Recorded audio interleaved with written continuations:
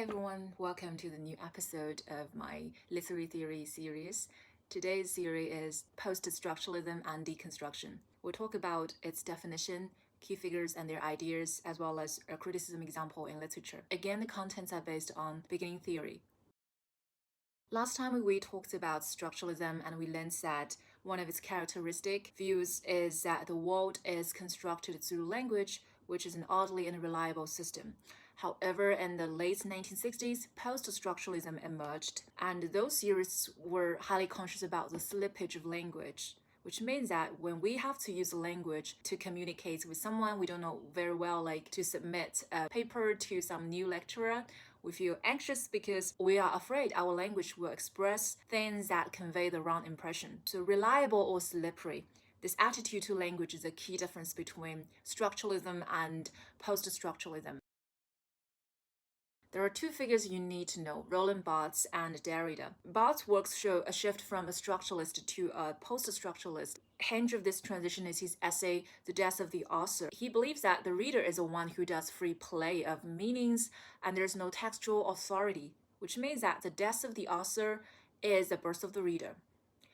The second key figure, Derrida, also encourages a radical break from past ways of thought, which was dominated by the white West norm. In the 20th century, this norm was eroded partly because of the historical events like the First World War, or because of scientific discoveries like the notion of relativity, or because of intellectual revolutions like modernism. There are no longer any absolutes in the world we live in. Instead, we live in a decentered universe where we can do free play. For post-structuralists, texts previously regarded as unified artistic artifacts are shown to be fragmented, self-divided, and centerless. This process is given the name deconstruction, which can roughly be defined as applied post-structuralism. A deconstructive reading tends to read the text against itself, with the purpose of knowing the text as it cannot know itself. The text we're using here is Dylan Thomas' poem, A Refusal to Mourn the Death by Fire of a Child in London, published in 1945.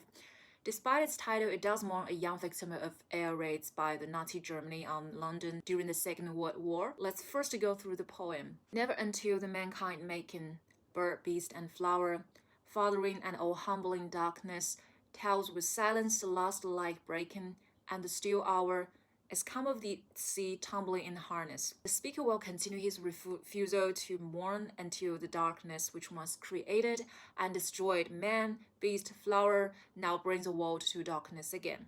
It means the speaker refused to mourn until the doomsday. And I must enter again the round, Zion of the water beat, and the synagogue of the ear of calm. Shall I let's pray the shadow of a sound, or sow my thought seed in the least valley of sackcloth to mourn?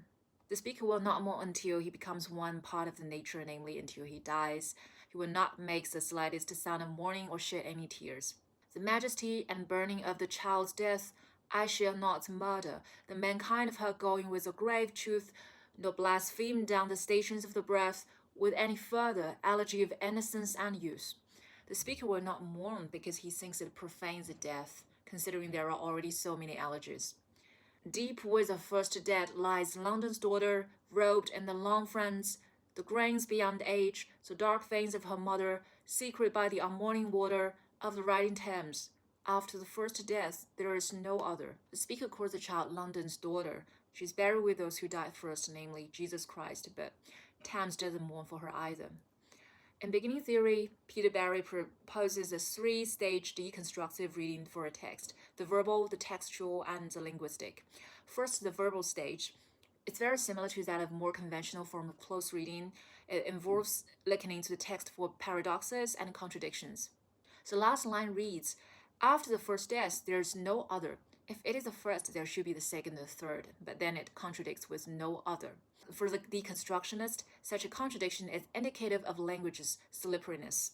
Another facet of post-structuralism is its tendency to reverse the polarity of common binary oppositions like male and female, day and night. It was usually the male and the day that was more privileged, but for the post-structuralist, the second term is more desirable. So in this term, it is exactly the darkness instead of the light that engenders life, including the mankind, bird, beast, and the flower. implies that language doesn't reflect or convey the real world, but constitutes a world of its own. This is how this first step turns up some useful information and material for use in the later stages.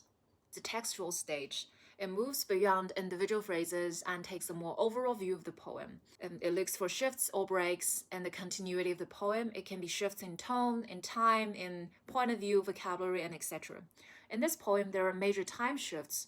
It's not a chronological one. The first two stanzas imagine the passing of geological eons and the coming of the doomsday. The third stanza is centered on the present, the actual death of the child. The final stanza takes a broad vista like the first two, but it seems to center on the historical history of London, as witnessed by the unmourning water of the Riding Thames. So there are many shifts in time, and it makes it really difficult to grant the poet's meaning. In this way, it reveals the instabilities of this text and also the lack of a fixed and unified position of the poet. Finally, the linguistic stage. It involves looking for moments in the poem when the adequacy of language itself as a medium of communication is questioned. It may involve, for instance, saying that it is impossible to do something but then doing so. In this poem, the speaker says he refuses to mourn, but the entire poem is an act of mourning, particularly the last stanza, about how the child is robed and becomes London's daughter. So once the grain of this poem is now opened up, it cannot long survive the deconstructive process and reveals itself as a cultural and linguistic malaise. Now we can say structuralist and post-structuralist reading practices are very much at odds with each other. The structuralist identifies patterns and symmetries before they discover unified text and a text happy with itself. But the post-structuralist read text against itself to produce a sense of disunity and a text engaged in a civil war with itself. So that's all for today. See you next time for some other theory.